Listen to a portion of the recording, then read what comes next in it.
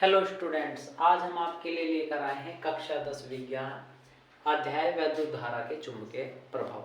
तो बच्चों, ये चैप्टर फिजिक्स के हिस्से का लास्ट चैप्टर है जो हम इस वाले हिस्से में पढ़ेंगे आज से, वैद्युत धारा का चुंबकीय प्रभाव में। तो बच्चों देखते हैं वैद्युत धारा का चुंबकीय प्रभाव कहते किसे हैं।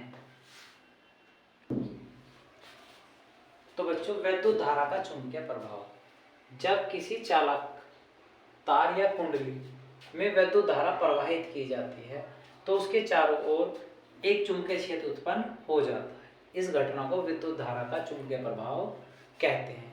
यानी कि जब हम बच्चों कोई तार या कोई चालक लेंगे, तार है, यदि हम इसमें करंट प्रवाहित कर रहे हैं तो जैसे इसमें धारा प्रवाहित करी गई तो इसमें क्या होगा, एक चुंबकीय क्षेत्र उत्पन्न हो जाएगा। चारों तरफ को क्या हो जाएगा, एक चुंबकीय क्षेत्र उत्पन्न हो जाए, जिसे आप विद्युत धारा का चुंबकीय प्रभाव कहते हैं। इसका उपयोग हम जो विद्युत के मोटर हों, मोटरों में, विद्युत की घंटी में, टेलीफोन आदि में किया जा रहा है। तो होवे क्या, इस घटना में जो भी विद्युत ऊर्जा है उस विद्युत ऊर्जा को हम यांत्रिक ऊर्जा में बदल लेंगे। ठीक है बच्चों, फिर से समझें। जब किसी चालक तार या कुंडली में विद्युत धारा प्रवाहित की जाती है तो उसके चारों ओर एक क्षेत्र उत्पन्न हो जाता है। इस घटना को विद्युत धारा का चुंबकीय प्रभाव कहते हैं। इसका उपयोग विद्युत मोटर में, विद्युत घंटी में, टेलीफोन आदि में किया जाता है। इस घटना में हम करें क्या है बच्चों, विद्युत ऊर्जा जो हमारी हो उस ऊर्जा को हम यांत्रिक ऊर्जा में बदल देते हैं। तो बच्चों नेक्स्ट टॉपिक है चुंबकीय क्षेत्र। किसी चुंबक अथवा धारावाही परिनालिका के चारों ओर का वह क्षेत्र जिसमें चुंबक के प्रभाव का अनुभव किया जा सके चुंबकीय क्षेत्र कहलाता है। तो बच्चों जो भी कोई चुंबक रही होगी, किसी चुंबक अथवा कोई धारावाही परिनालिका रही हो तो उसके चारों ओर का जो क्षेत्र है उसमें यदि क्या हो रहा हो, चुंबक के प्रभाव का अनुभव किया जा सके, यानी कि हमें लग रहा है कि वहां चुंबक जैसे कुछ गुण है, तो उसी को क्षेत्र को हम क्या कहते हैं बच्चों, चुंबकीय क्षेत्र कहते हैं। चुंबकीय क्षेत्र की तीव्रता, किसी स्थान पर चुंबकीय क्षेत्र के लंबवत रखे एकांक लंबाई के तार में एकांक धारा प्रवाहित करने पर तार पर कार्यरत बल उस स्थान पर चुंबकीय क्षेत्र की तीव्रता कहलाता है।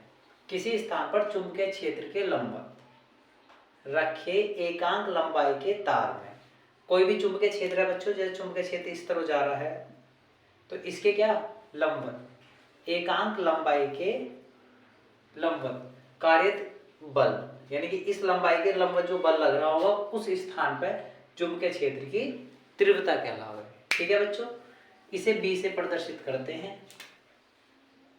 इसे बी से प्रदर्शित करते हैं। यह एक सदिश राशि है, सदिश राशि है। ठीक है बच्चों, बहुत बार इसका पर मात्रक पूछ लिए जाते हैं। इसके मात्रक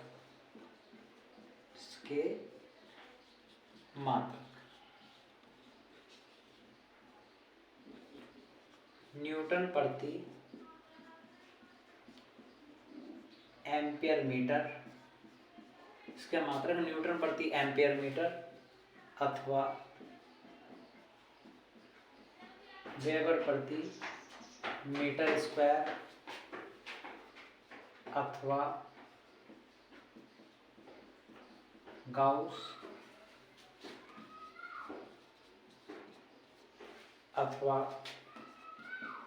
टेस्ला है। तो बच्चों हम इसे चार मात्रों को मैं जाने, बहुत बार परीक्षा में इसका एक विकल्प के रूप में पूछ लिया जावे, इसका मात्रक कौन नहीं है। तो चार मात्रक हैं इसके, newton per ampere metre, weber per metre square, या फिर गाउस, या फिर टेस्ला। तो विद्युत क्षेत्र की तीव्रता के बच्चों चार मात्रक न्यूटन प्रति ampere metre, weber per metre square, gauss और टेस्ला होते हैं। तो उम्मीद है बच्चों आपको समझ आ गया होगा। तो बच्चों देखते हैं धारावाही परिनालिका। तो किसी अचालक पदार्थ, जैसे कोई अचालक पदार्थ बच्चों हम लेंगे, जैसे लकड़ी, गत्ता है, या कोई मोटे कागज की बेलनाकार नलिका। तो हमने यो एक ली कोई नलिका, जिसके ऊपर सुचालक पदार्थ जैसे हमने तांबे के तार को लपेट दिया, तांबे के तार विद्युत रोधी तारों को लपेटकर बनाई गई आकृति को परिनलिका कहते हैं। तो यानी कि हमने एक कागज का टुकड़ा लिया, जिससे बड़ा मोटा कागज का टुकड़ा था, जिसके ऊपर हमने क्या करा बच्चों, एक तांबे के तार को लपेट दिया और उसे करंट देना शुरू करा प्लस और माइनस से। तो इस वाली आकृति को हम क्या कहते हैं बच्चों, परिनलिका कहते हैं। ठीक है बच्चों, उम्मीद है आपको परिनलिका समझ आई होगी। तो बच्चों हमारे चैनल को सब्सक्राइब करें और वीडियो को ज़्यादा से ज़्यादा शेयर करें और लाइक करें। धन्यवाद।